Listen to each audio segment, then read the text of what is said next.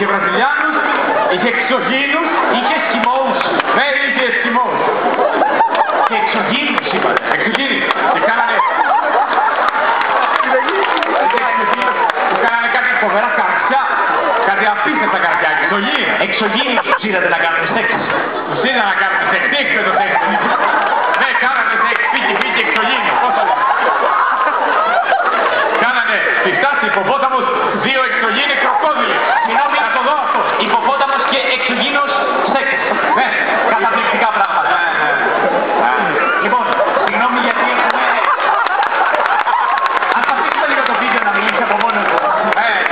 Λοιπόν, έχουμε στη γραμμή μας έναν άνθρωπο που θέλει να κάνει μια ερώτηση. Παρακαλώ, μ' ακούτε ερώτηση. Καλησπέρα, θα κάνω μια ερώτηση κύριε Παλιάτη. Καλησπέρα σας, πείτε μας. Στην ηλικία επειδή είχα πάει και εγώ πιο παλιά. Είχα δει κι άλλα ζωάκια που παίζανε βόλεϊ. Εκτός από τους υποπόταμους και τους εξωγήινους, έτσι.